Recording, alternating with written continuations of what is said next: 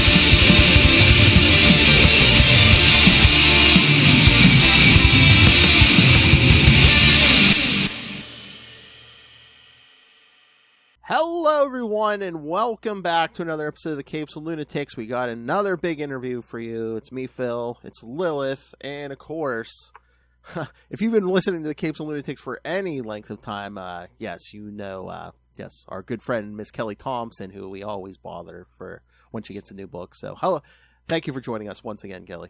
Thanks so much for having me. I'm glad to be here. And this time, yes, it's Absolute Wonder Woman #1. Jim Lee variant, a man of distinction and fine taste. I was going to say, that's when you know it's getting real. Yeah, you get a Jim Lee variant there. Yeah. So, Kelly, so once again, this reminded me of, the Scarlet miniseries you were just doing for Image, where it's like you're taking a well-established character, but you're kind of like reinterpreting them for, with... I don't think it's a reinterpretation. I think it's a bold take to take her back to her roots and origins. And if you were any kind of Wonder Woman fan or read any of Kelly's interviews, you should have read Wonder Woman Historia as the baseline to understand it. Well, I'm not as big a fan as you are, Lilith, but yeah. Yeah, I mean, I didn't want to give people homework, and I did feel like I had to sort of clarify that you don't have to have read anything before you come to this, but I just think... anyone that likes what Absolute Wonder Woman is, it was very inspired by Historia. So if you liked what you found in our book, you might also like Historia, which I feel like is, the Wonder Woman origin done. And really the Amazons more than the... Yes, because she doesn't show up till volume 3, technically. She doesn't show up until the very end, but you're all leading to that. It's all about Wonder Woman in that sense, but it's so much about the Amazons. And I just, when it comes time to do this in a new universe, I mean, I was just looking at that stuff and I was like, well, this can't be done better. I'd be a fool to try and go in and be like, oh no, here's the other way. I'm like, no, we can't use it 100% as canon, as a literal canon for us, because the events would have naturally been a little different because it's a different universe. But I think this is a pretty close. It's definitely the right vibes for what we're doing. And I'd encourage anyone who really likes Absolute Wonder Woman to check it out. It's 3 volumes. It's a visual feast with some of the most incredible artists ever. And it's got a really strong guiding hand. It's incredibly powerful story about sisterhood. Go. You gotta go. Sorry. My cat is... because he's not... The cat's like, yes, powerful sisterhood. Feed me. Yes, powerful sisterhood. I don't understand daylight savings time. I'm definitely being starved is a situation going on with him. Sorry. Oh, no, that's fine. I've got 5 dogs. I totally get it.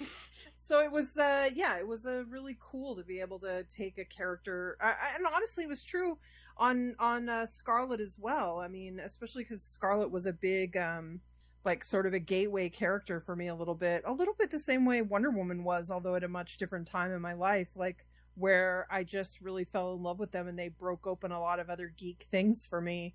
And so getting to take big swings bringing a character like that into a new world was really fun. Was really cool. With Wonder Woman, there were certainly times where when I was doing it where I felt like, especially before I came up with the final idea of where we landed, where I was just trying these takes where it just didn't feel like her. It felt like some other cool character that was interesting, but wasn't Diana. And I really had to peel things back until I felt like we got to a place where it was still really her, which it was a tricky balance, but I had an incredible team helping me.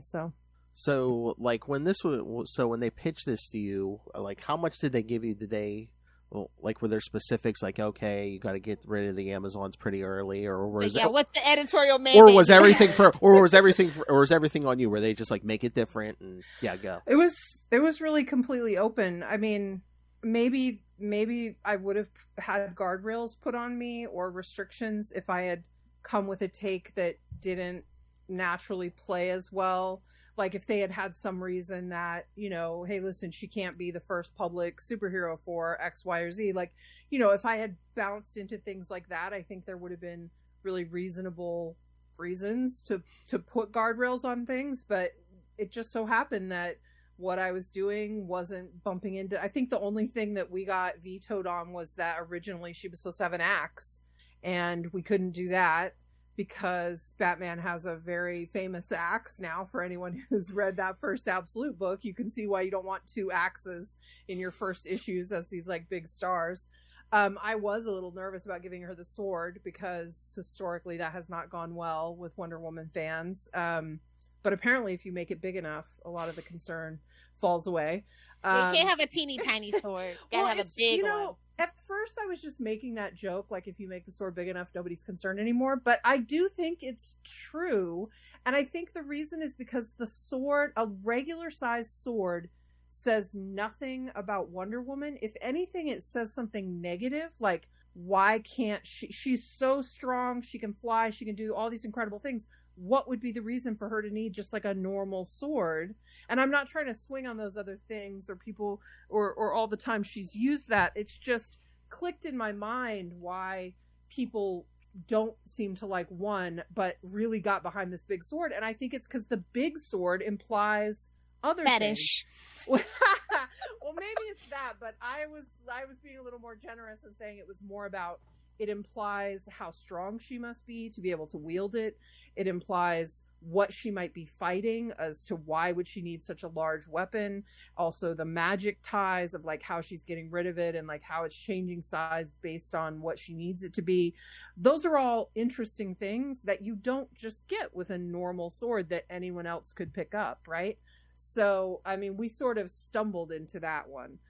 Just by the very nature of we couldn't use the axe. I would say the chosen ones and magic swords go together. I mean, I would Arthurian legend.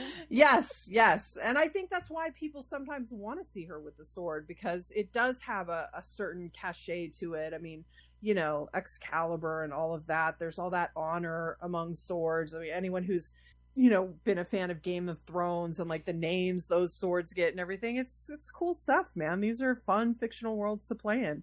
I would say the only other editorial mandate I bumped into was her height.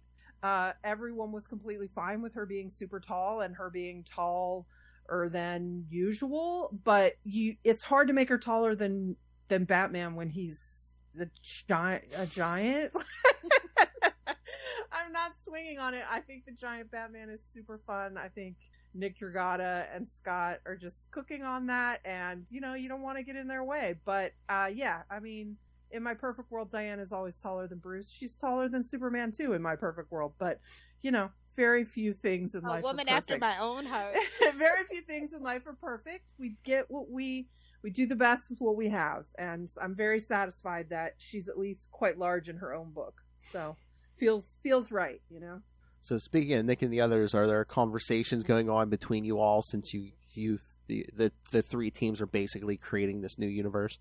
I mean, there's certainly coordination. I mean, Scott obviously is the guy in charge, but I have to say I've felt very little oversight from him. It's all been very encouraging and I would say additive. I think that definitely I think as we keep going, like there was a lot of talk at the very beginning when you're setting it up. I think right now we're all very into our own stories, so there's a little bit less talk. But yeah, I think we'll be doing more and more over that over the next couple of months, as we make plans for, how are these characters going to intersect? What, as you add more books, Trinity, Trinity. what do these look like as more books come to the field? How do these characters that are, certainly once Diana hits in a very large way, it's not a secret now. I don't know how long Bruce wants to stay in the shadows, forever or whatever, but he now can see a news report that has a super powered woman, fighting monsters on a beach somewhere. And so that sort of puts a clock onto how are these characters going to come into each other's orbits or become aware of each other and things like that. It's all really fun. It's great. It's very cool to get to be part of that, building that. I've seen lots of good comments. I mean, first with Absolute Batman, it was like, oh, I like this. And then when this book came out, everyone was like, I thought Absolute Batman was good. This is even better.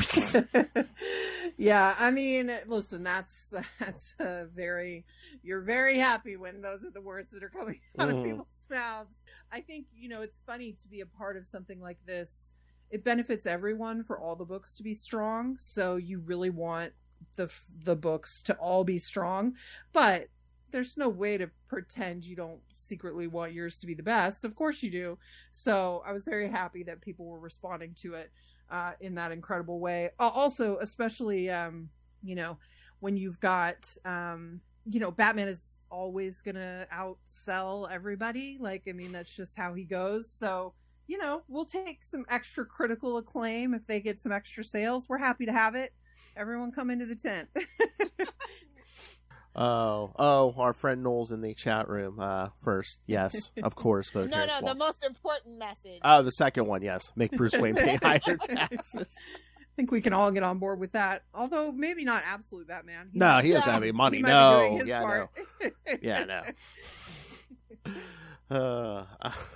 So yeah, I mean, yeah, I've seen good hype on all these books. I think Absolute Superman comes out this week. So is it this week? Oh, what a week to have to debut. Well, yeah. I mean, I've got Birds of Prey coming out this week, but yes, but it's like issue 15, not issue 1. It's hard to do an issue 1. I think people would need that more than ever, though. Honestly.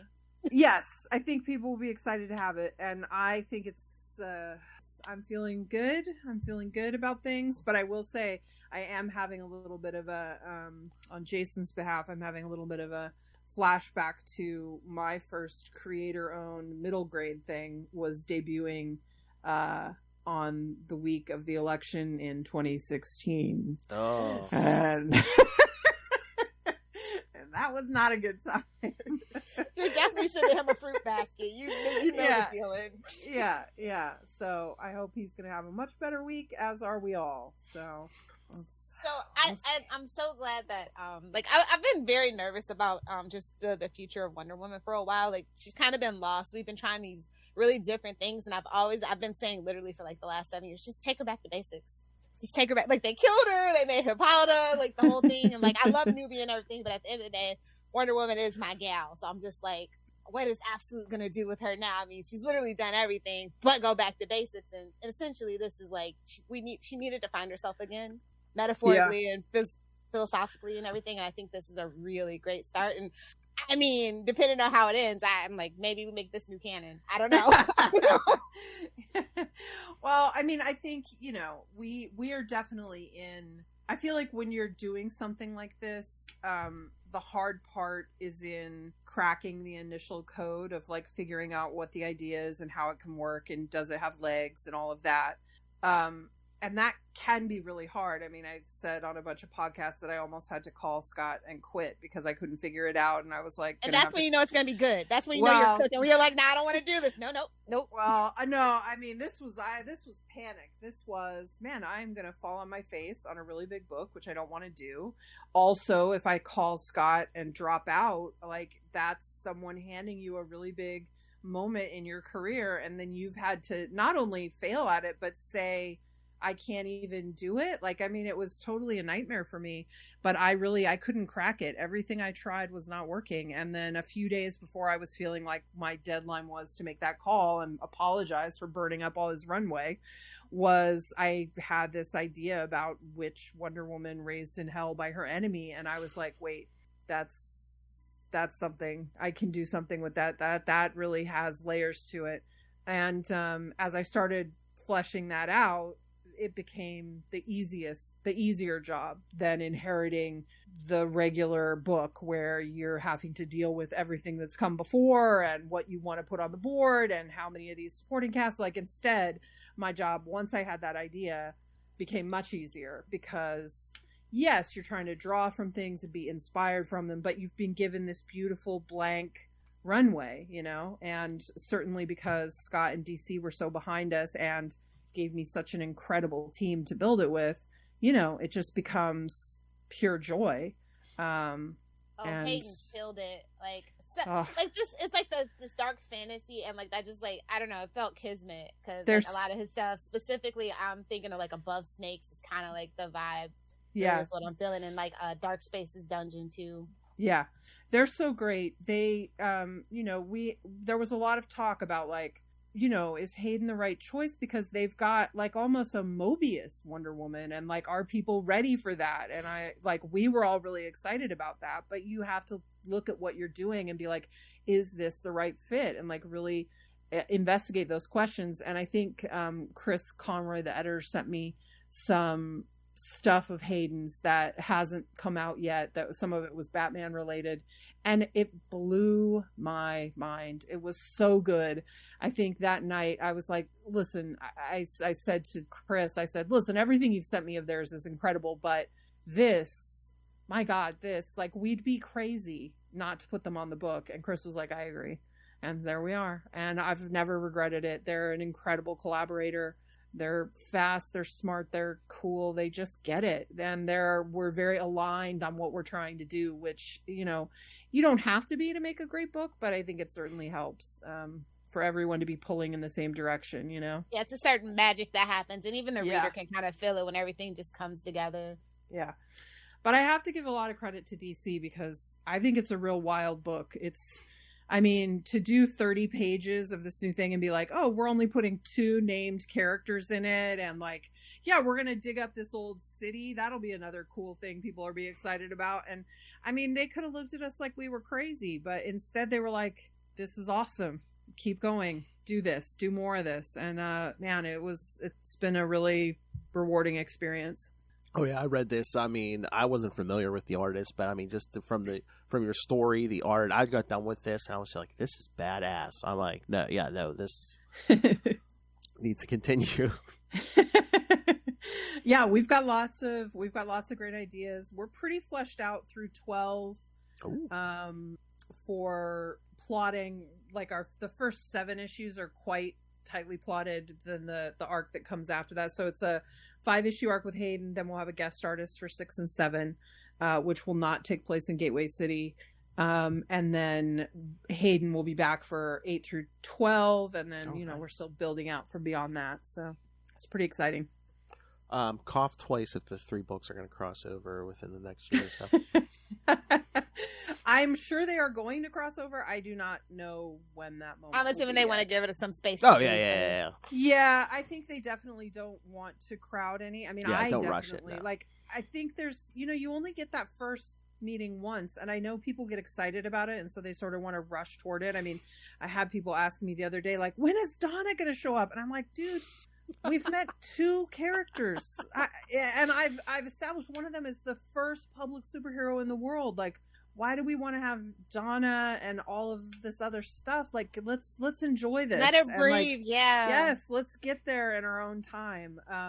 And I think some of that just comes from people are excited about their favorites, and it's not even that they want them right now so much as they want confirmation that eventually. Yes, they want to know that eventually they're going to get there. To which I say, it depends on the length of the absolute, right? It depends if you guys are still excited about it in a year, I feel like anything is possible. If you're still excited about it in 2 years, a lot of things will have happened and anything will still be possible. But, so I think it just depends. How long are we going to go?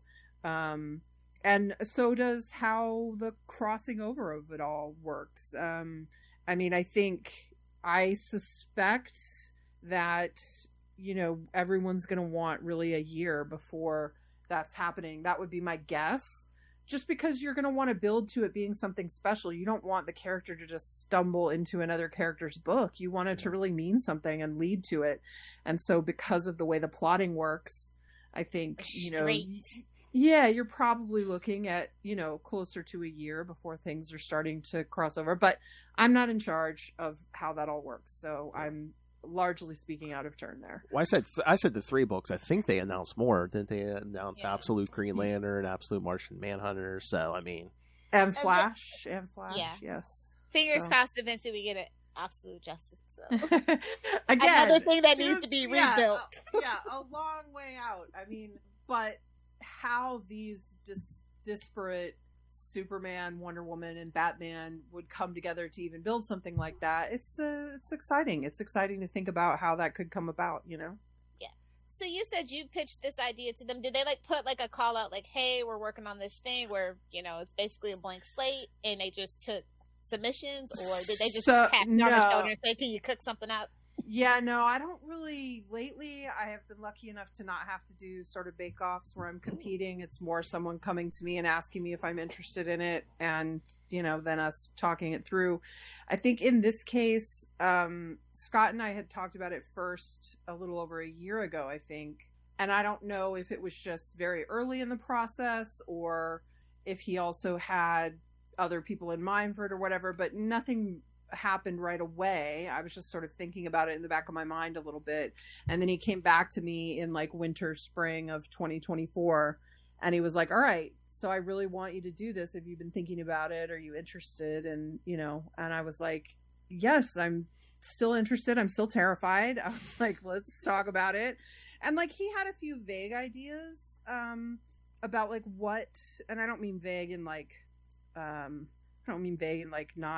not baked or anything, but I just mean, I don't think he had any intention of stepping over whoever it was going to be, whether it was me or someone else. He didn't want to put too much on that. He wanted to give people room to really build it themselves, which I really appreciate. I think he had some ideas that I incorporated, but in a different way than what he was thinking. I think I don't think this was what he thought I would do, but when I came to him with the idea, he was like, that's fucking great. He was like, do that. And I was like, okay, are you sure? And he's like, yes, this is it. He goes, that's really cool. And he really just supported us through it. And it's been great. It's a little, I realize I'm describing a really ideal experience.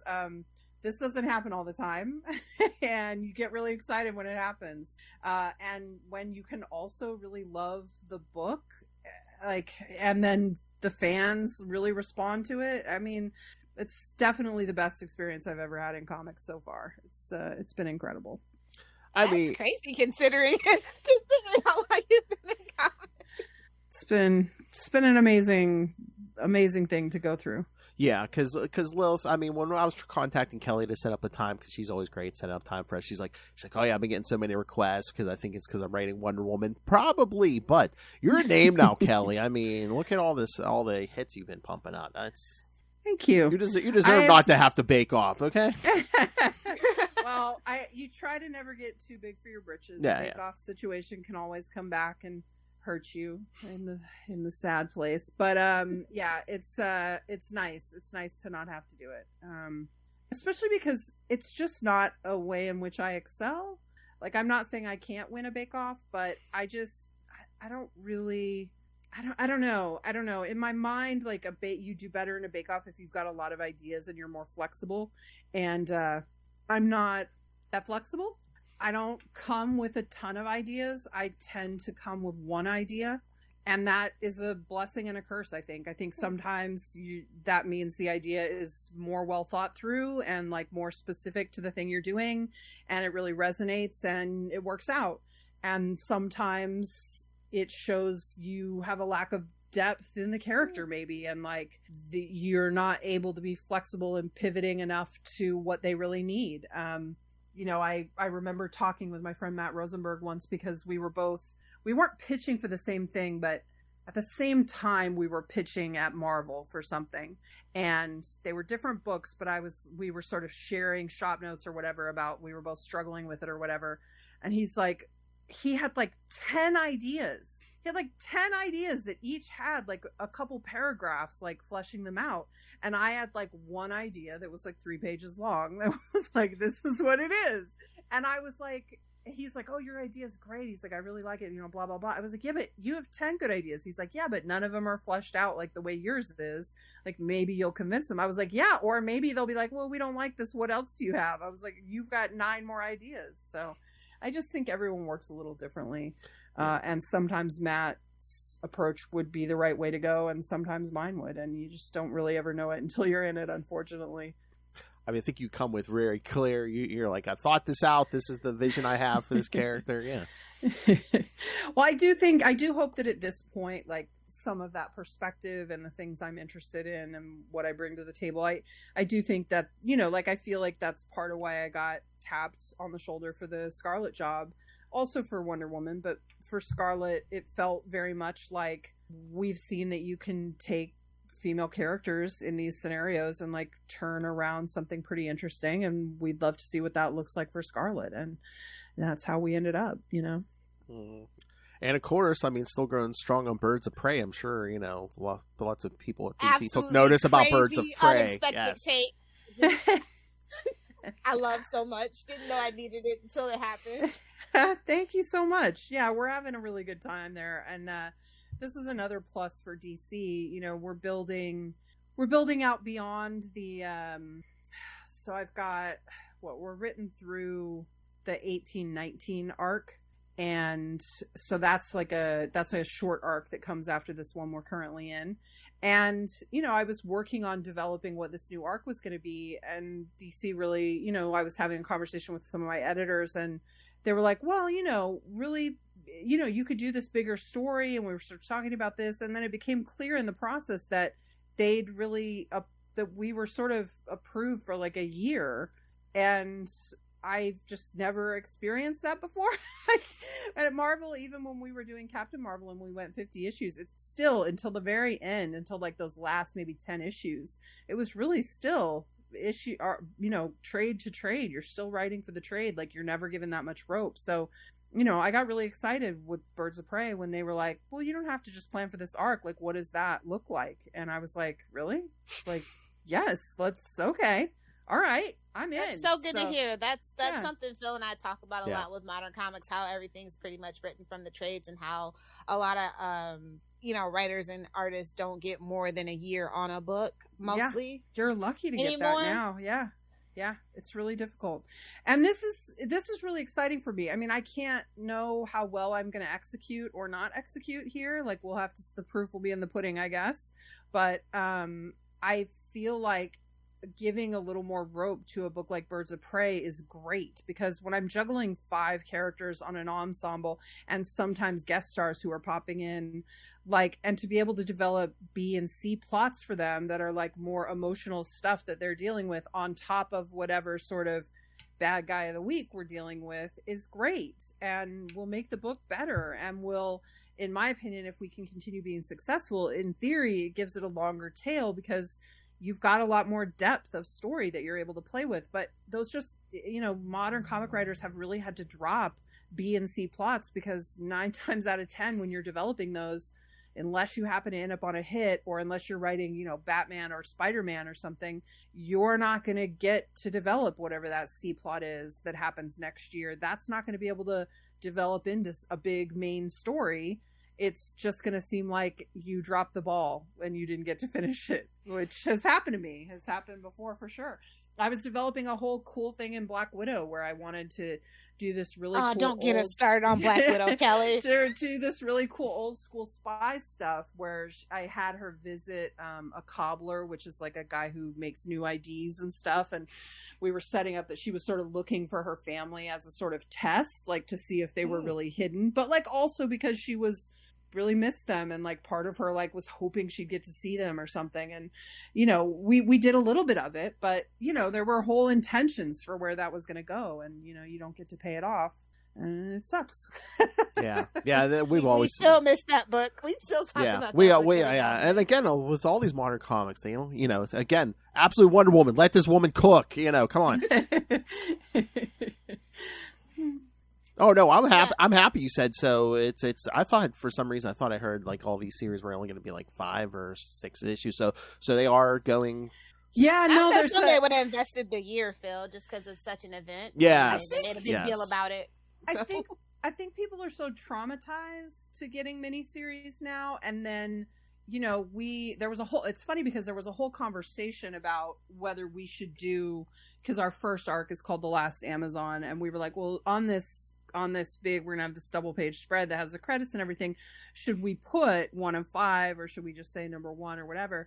And I was like, I mean, there's honestly really good arguments for both, and so we ended up just looking to see what Batman did, and we're like, we'll do that, like let's keep it consistent.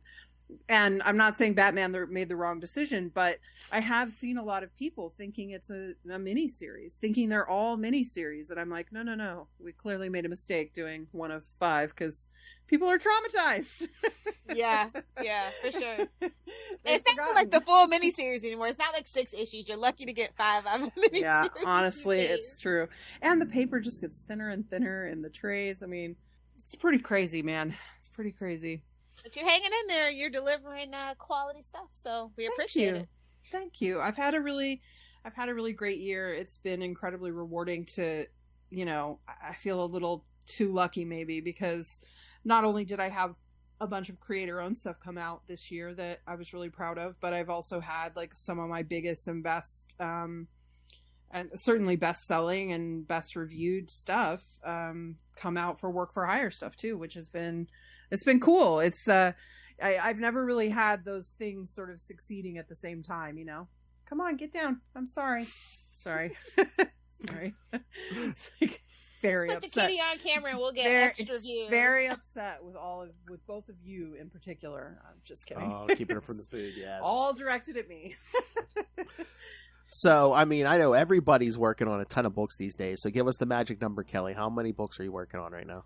Well, so I'm really only doing 2. Well, I guess it's 4. So I'm doing It's Jeff, the new season of It's Jeff. I'm not sure when that's going to launch. I did do a one-shot for It's Jeff that'll be out next month. It's is it the Venom War? Is it the Venom War one? Yeah, the Venom War one. Very fun. 30 pages. Jeff's longest outing yet. And you don't have to have read Venom War to know that what's going on. It's you can just come in clean to it. It's fine.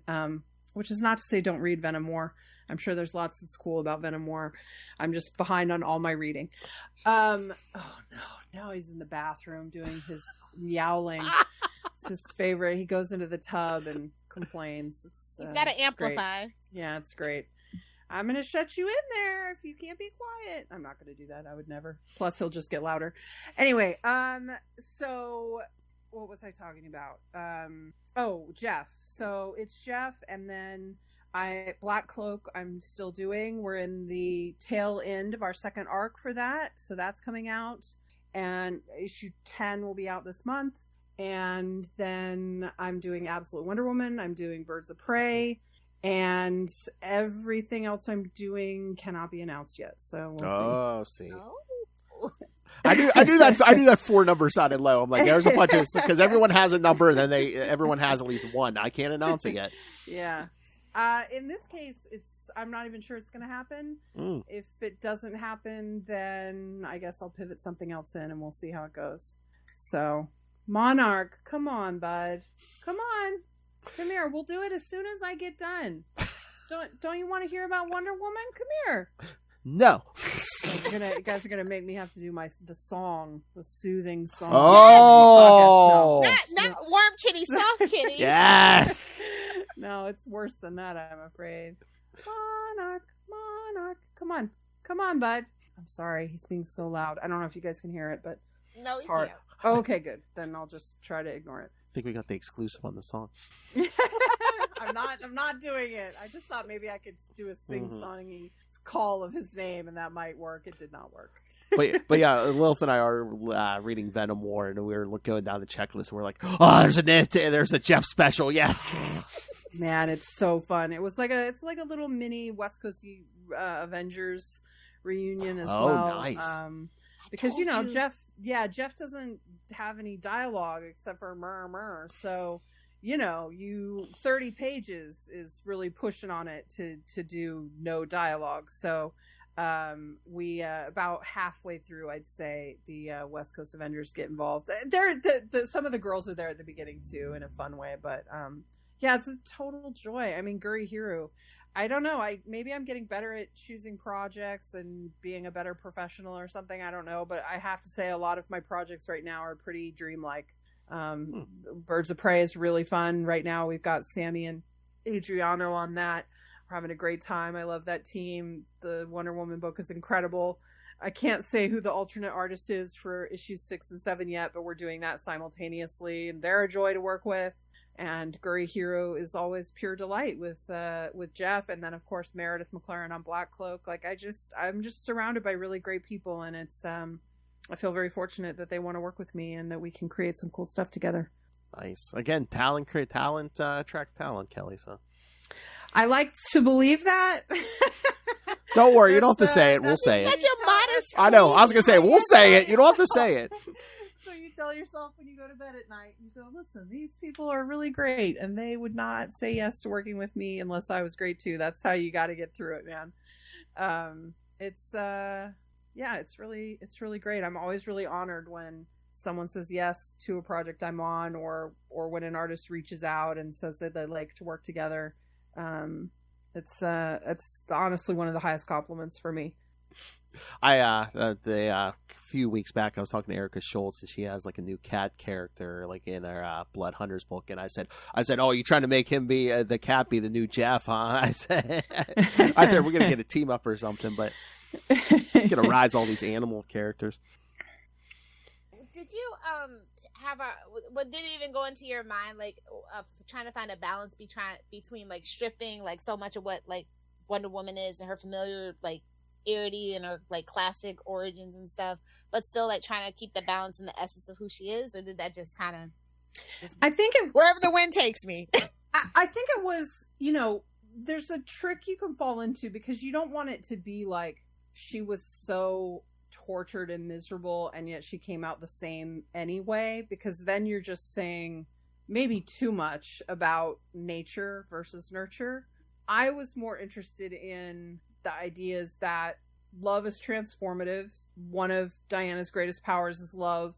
And even as a child, she's going to exude that. I mean, let's keep in mind, like, some of that is essence of Diana, but she's also blessed by literal gods. I mean, she's a literal blessed creature, which is why I think she takes her life so seriously about what she's supposed to do with it. Like, she wasn't blessed for no reason. She wasn't blessed to then just like hang out and not do anything with it. She sees a real responsibility there, I think. But even when she's not really conscious of that, like when you're a child, I think what happens with her and Circe in hell is that they're in a horrible place and they somehow make a loving home out of it anyway. And that is both Diana's love transforming Circe and then Circe loving her back, and it's a feedback loop that's positive, right? And so that's how you can end up getting a Wonder Woman who still feels very much like the woman we all know and love, but with a lot of things that we've come to associate with her either stripped away or dramatically altered. And there was something very powerful in taking the Amazons from her and even taking the word away from her and allowing her to discover it within herself anyway. And I thought that if we could execute that correctly, we'd really have something that would mean something to people. And I think thanks to Hayden and Jordy and Becca and our editor Chris, I think we did it. I think the response people are having to it says we nailed it. I'm not saying it's going to work for literally every single person, but I don't think I've ever seen such a broad and numerous group of readers have such a universal response to anything I've done. And yeah, I've never seen critics be this nice. I'm just going to be real. It's yeah. Especially about Wonder Woman. It's just it's like Wonder Woman and Batman. Yeah. Like their fans are very, very particular. People have a definitive vision of these characters. Yeah. People get very protective. It's a crazy thing. But I think the response, because I got to be honest, you make stuff you believe in all the time. I do think Wonder Woman 1 is one of the best things I've ever written, but I believe everyone should be reading Black Cloak. Like everyone. I think everyone who likes comics and who vaguely likes detective or science fiction or fantasy stories, I think every one of those people should read Black Cloak. I think it's a fantastic book. I think you'll care about it and you'll be interested in it and you'll be intrigued by it. So, I'm in the tank for the stuff I'm making with people. It's very hard for me to have perspective on that. But sometimes something like Wonder Woman comes along and it's a big blowout compared to the way your world usually is, and you hope it's going to be the moment that it is and that you can enjoy it, and you also hope that maybe it will level you up so you can get more people to read Black Cloak and the Cull or whatever, right? Whatever next thing you're doing, because you hope you can carry those people forward with you. What we've done with Diana on Absolute Wonder Woman is really specific to her, but I also think it's really specific to me and what I'm interested in and the kind of things I try to bring to my work. So if you like it here, try some of the other things. You might like those same ideals that I'm bringing to those other things too. And like, how much input did you have or want to even have, like, on the look of it, like the new look for Wonder Woman, or did you leave a lot of it up to the artist? The art I'm team? I'm very involved. I would love to pretend I'm not. I am. Certainly with something like this where we're all building it together. It's even more critical, perhaps. Oh, yeah. But it was very much a team. I mean, I try not to come in with any gauntlets to throw down or anything. We're very much all working together. I think we got the first designs, and I think I was the one who was like, I know it hasn't historically gone well for her, but if I'm growing up in hell, I want pants. Like, if I'm going to ride a dead Pegasus, I want pants. Like, I don't really think we can get away from that. And nobody disagreed. But even in my internal email with the team, I was like, I know this hasn't gone well, but should we try it? And then Hayden sent over like 4 designs, I think, on one sheet that all had pants. And one of them were like the red sort of wraps that we have now. And they were all great. And we were like, that one. I think it was only their second pass that had like the full armor look. And I was like, we had to make some tweaks to it, but it was basically fully formed. Like, there was one pass of skirts, and then there was the pass that it was, and it was incredible. And they're like that with a lot of stuff. And it must just be fun, that with this version you can do whatever like kind of weaponry you want, like the giant sword, and like I love like that helmet, and like in the first couple pages. I love the helmet. The helmet and the like fur thing, all of that was so good in the design, because I think a lot of times you would build up to that design, like, oh, start her just normal, and then eventually she'll put all these things on and go to fight a thing, and we're like, no, she arrives wearing that, she arrives fighting a thing. She arrives cutting things up with this giant sword. Like, we're going all the way. Page 1. Here we go, And part of it was because that shit's cool. I don't want to build up to it over several issues. I want to show it on page 1. We have a ton of cool shit to show. We don't have to slow it down and dole it out slowly. Plus, it was important to show a lot of that stuff off and do that because we were doling other things out slowly. We are bringing in her cast in like book by book. Steve's going to show up in 2. Barbara Minerva shows up in 3. Etta Candy shows up in 4. Whereas if you look at Batman, which in fairness has like 10 more pages than we do, there's tons of cameos. There's a lot of layering of that. So you're not only getting more named characters right out of the gate, from Gordon to Alfred to whoever else. Bat family right? is ginormous in comparison to the right. family. Too, yeah, so. and so is the mythology, and so are the number of stories and all of that. So I think they do warrant different approaches, and it's cool. It's cool that they're different. It's cool that they're different, and they can sit next to each other and be different. I love it. And I kind of like they kind of made you wait for the Batman reveal. Here, you come in right away. You're just like, okay, this ain't your daddy's Wonder Woman. She got the helmet. She got the giant sword. Yeah. But I also like that about it because it's very Batman to show up in the shadows later in secret and nobody can find you, right? And that's not what this Wonder Woman is doing. She's fighting kaiju-sized things on the beach, so it's not really a thing you hide, Yeah. No. So yeah, it was really cool. That is the best comment. Yes, she is not Batman. I hate when they try to show look at to be fair, Wonder Woman is actually technically more grimdark than Batman could ever be. People just don't. Yeah, but she's not she's not hiding. She's coming at you with that giant sword. I mean, I think Wonder Woman. Yeah. I mean, I think she's very hardcore now. I think she's seen shit Bruce can't even imagine right now. Well, she still has that quintessential out of fish out of water story that I still love. I'm glad you like that because I like it too. I know people, I'm going to try really hard to not do the thing they did in the movie with the baby. And it's not that born sexy yesterday trope either, which bothers me. No. But it is true, there's a moment in that movie where she sees the baby and she's genuinely so charmed by it. And yes, you would be. If you'd never seen a baby before, that would be charming. So I'm trying to figure out how to get our moment like that won't be the same, but that will still speak to. It would be crazy to see a baby when you've never fucking seen a baby before. It's a whole little creature, I've also got a theory that Diana can probably speak to babies the way she can animals. I don't really.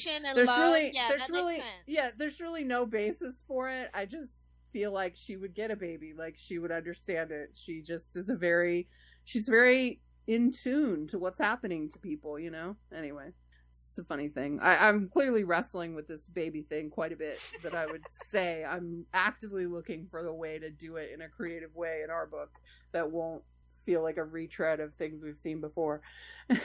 I mean, I could see that contrast, just the visual contrast. Maybe she has some creature's blood on her hands. Maybe she's softly picking up this baby or something she just saved or something. Or maybe she would Circe style hold it by its leg. Is this someone's baby? It doesn't belong on the field of battle. Whose is this? Yeah. Is there a reason you chose Gateway City and the backdrop of obviously Southern California as it represents it? So I mean, I'm a California girl, so I always love it when we can place things in California. I did it with Kate Bishop. I'll do it with anybody. Give me a character. I'm not afraid to West Coast them. I mostly just think it's really weird for it to all be on the East Coast. It's bizarre. But mostly I love Gateway City. I think it's a really smart thing for her. I don't know why she shouldn't have her own city. That's her American home if she's going to have an American base.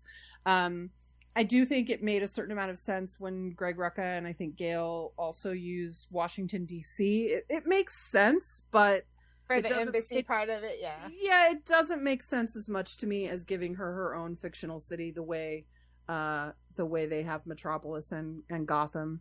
Okay, just cough twice if Jim Corrigan shows up because he is technically from there. I'm just saying.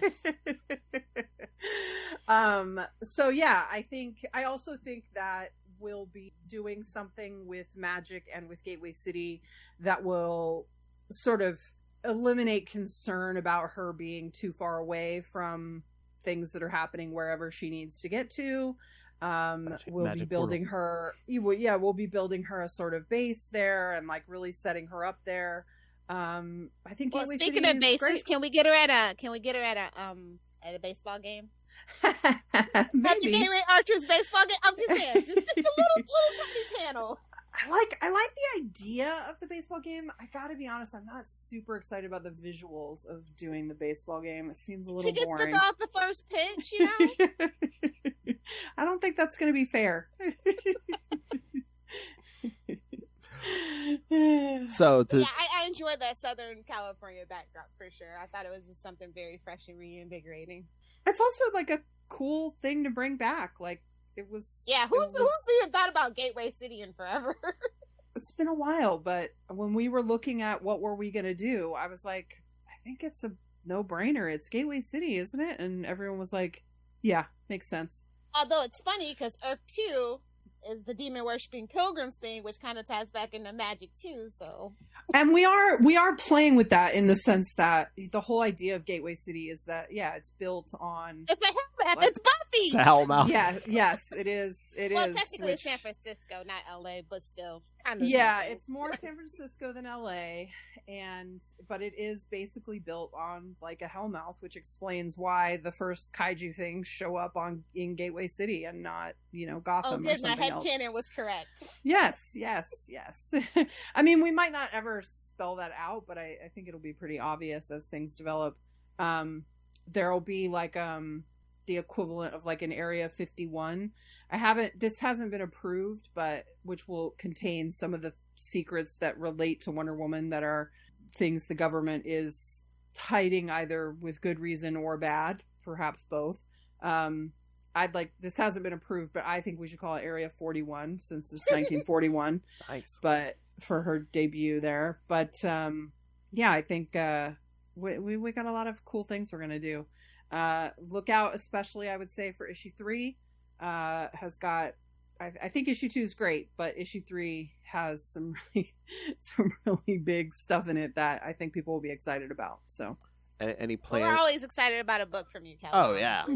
Thank you. Like you made me read Captain Marvel. Like I'm not a big Carol Danvers fan, but I gave it a shot. And it was good. It was. I really understood the whole Danvers core thing. Yeah, you get it more now with Carol. I do. You like her better. Yeah, she doesn't have a. She's hard to love, and you kind of brought some different facets that most people kind of don't really bring to the forefront for that character to make it a little more relatable and like empathetic for her. Thank you. That was definitely one of the goals. I felt like we were in a box a lot of the time I was doing that book, not because editorial was making me be, but just because there was so much pushback against her. And I have to say, writing Wonder Woman is just such a different experience. Like, you mostly run into people who love her, even people who don't like read her or don't have the affection for her. They still like Wonder Woman. They still think she's great. They just maybe aren't big fans. And then the people who are fans are just so protective of her. And like, I get it, but it's a totally different experience than writing Carol, which is, she's just so naturally reviled in like a really annoying way that is frustrating to me. And so I did feel like a lot of my time working with her was trying to make her more relatable. Some PR. Yeah. It was trying to soften her in places and make her more relatable and make people understand her better, which I guess I'm always trying to do that with characters, but it felt not optional on Captain Marvel a lot. And that was frustrating for me, especially because I really did fall for her. Like, she's never gonna be my favorite character. But I really, writing her all that time, I really care about her so much. You got her to 50. I just care about her so much. It's hard to see people being so hard on her when she's literally just out there trying to save people every day and do her best. And it is just not appreciated. Not like Wonder Woman. People are like, "Oh, Wonder Woman saved me." But that is the modern example. I mean, DC, Marvel gives someone more than a year or two on a book. I mean, look what Kelly did in 4 years. Yeah, I thought it was super impressive. Honestly, like I said, it was Thank rough. you. I was like, yeah. And again, just in this era, I mean, a book that's not Batman or Superman getting into 50. It's just yes. Yeah. Anybody. Oh, do you have a favorite cover, or are they all your favorite? Of one? Mm-hmm. Well, I gotta be honest, I really love Hayden's main cover. Mm. when you're doing a number one like that, you have to see the main number one cover you just see it for so many months, and if it's not a great cover, you get really sick of it fast. And I have never gotten sick. I mean, I still have it as my little screen cap here because it's so good. Like, I just really think it encompasses everything we're going for with her so perfectly. So I have to say that's really one of my favorite, but I cannot deny the Dan Panosian, both of his, I see you've got one for yours, are incredible. I also like the decal as sort of a counter to, like, everything was so rough, even the fan art, right, when people were realizing, like, oh, she's got all this rough and ready armor and everything, and people were really leaning into that, and decal just was like, I do my regular thing, I smooth it out, everything is tight as hell. I sort of love it. It's almost like a mirror or vision of her, which I love. Yeah, they were all pretty good though. Yeah, they were. I gotta be honest. We really had an insane amount. I also really like the Jim Lee black and white of all the Jim Lee ones. Although the foil one turned out pretty cool. I have to say, all the foil ones. We've been joking like for a long time, like, bring back the lenticular and foil covers. And DC actually did it, so now I have to like shut up and actually buy them. I don't know if I'm allowed to talk about this, but the Art Germ cover, which has not come out and I believe will be out in January or something. I don't know if it's part of something else. I don't know, but there are 3 variants of that, and one of them is really, really cool. They're all beautiful, of course. Art Germ is very good, but one of them has a really cool effect on it that I really like. So that one's one of my faves, I have to say. But yeah, I mean, they're all good because it's like, all of them stand next to that Jim Lee, and it's just like, they're all great. Yeah. Like you said, the main cover, I was like, wow. Dead Pegasus, baby. I'm like, that is so metal. Yes. I was shocked, actually, when the Pegasus was revealed. I mean, people have been really complimentary and they've really enjoyed it, but I feel like people were even more into the sword than the Pegasus, which I thought would be sort of switched. It's funny. Yeah, you need to come up with like some heavy metal like soundtrack for this stuff.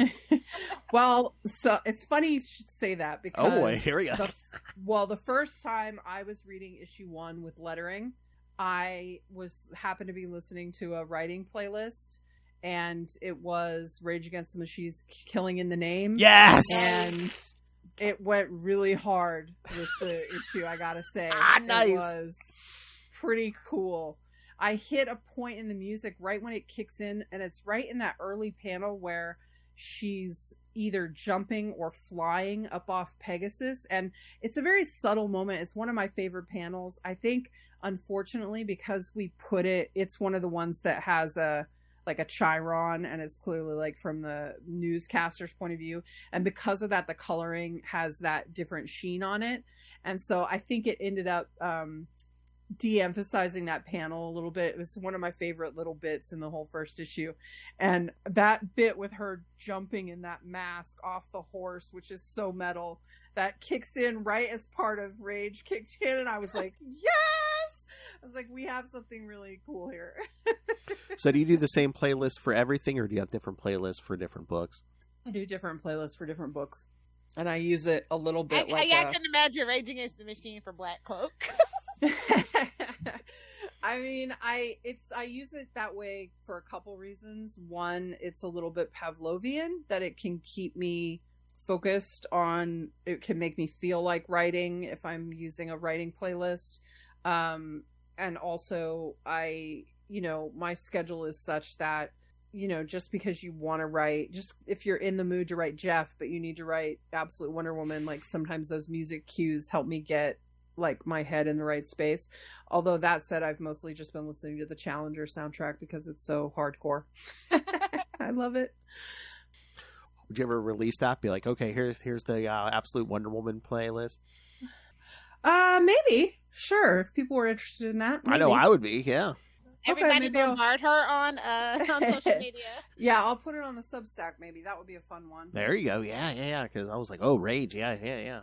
Oh, speaking of self-promotion, since we're rolling around to the end of this hour, anything else you got to promote? Substacks, new creator project?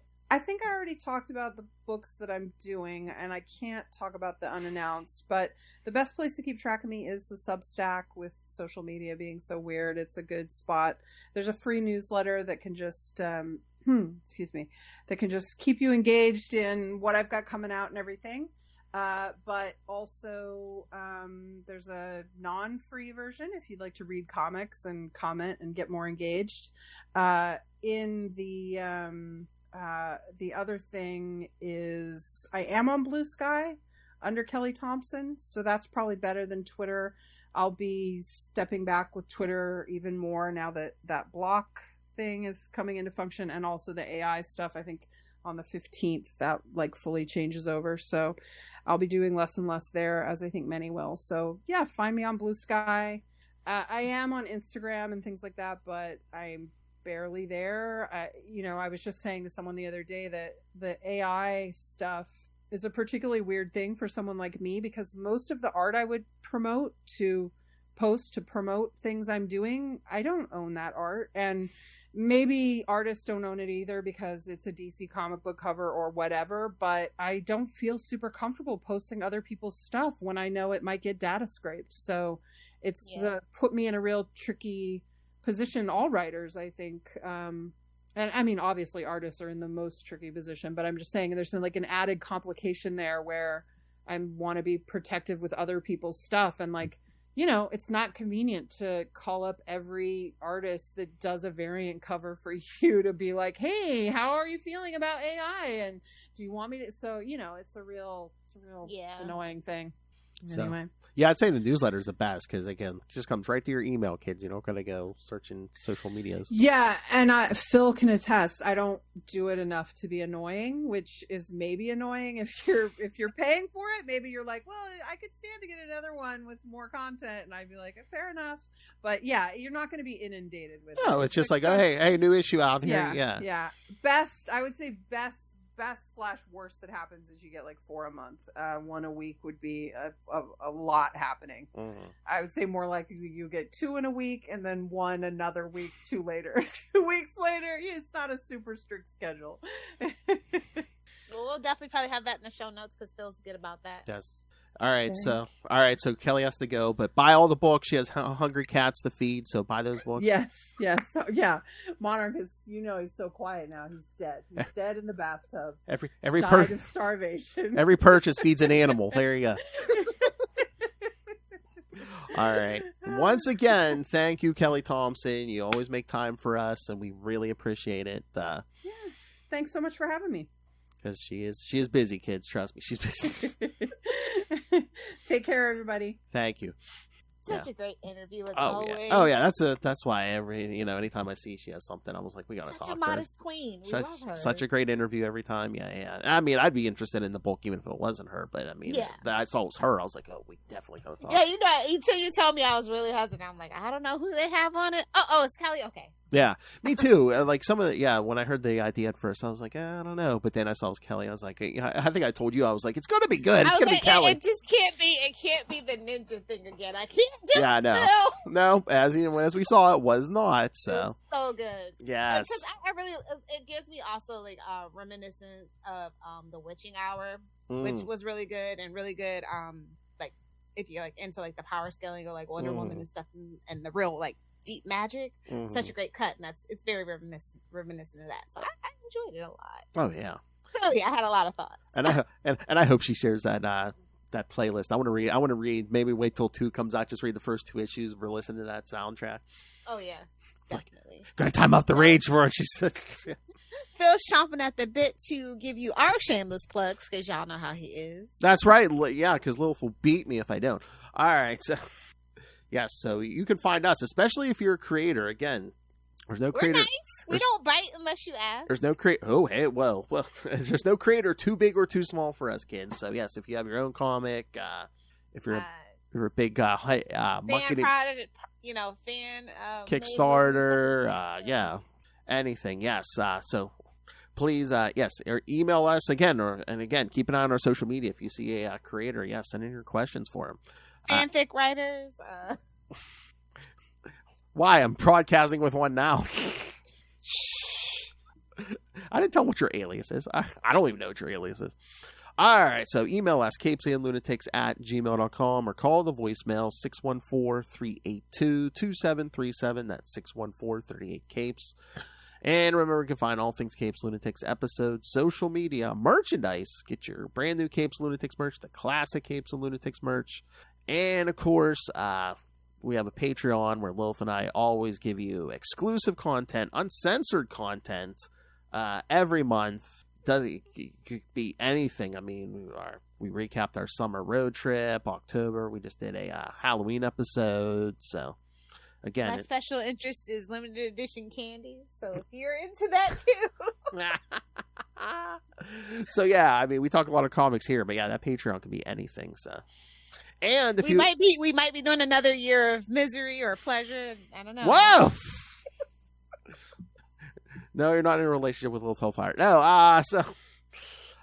and if you are a Patreon subscriber, you can suggest topics for us. So yeah, send in your requests, pay us the money, and then send us the requests. So you can subscribe at Patreon, my boy. Patreon.com/CapesandLunatics, and you can find everything at tubespace.io/CapesandLunatics Podcast Network, tubespace.io/CapesandLunatics Podcast Network.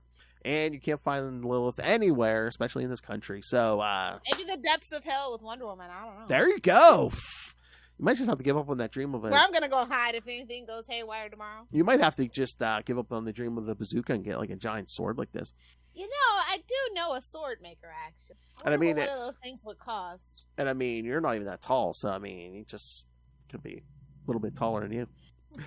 I was about to say to Kelly, I was like, you know, this is going to be the book where, sometime next year she's going to be at a appearance at our convention somewhere, and someone's going to come up dressed as this Wonder Woman.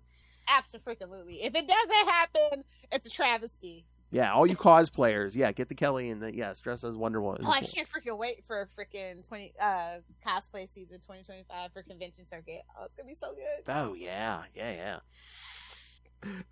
The big challenge is going to be trying to do that absolute Batman. Good luck. I know. All right, kids. Get the puppet. My puppet. Who's my puppet? What's he doing under there, Phil? Mind your business, woman. All right, for another week, we have been your Capes. Outside. Lunatics. Yay. Again. So many it's gonna be so weird. Many interviews. We're gonna have like 4 interviews in a row, which are all great, and then like we're gonna probably end the year with like the Kraven the Hunter review. Yeah, you win some, you lose some. Hey kids, we're gonna be a lot of good stuff before we get to Kraven. All right, but once again, as always, thank you, Kelly, for your time. Go pick up Absolute Wonder Woman and Black Cloak and Birds of Prey.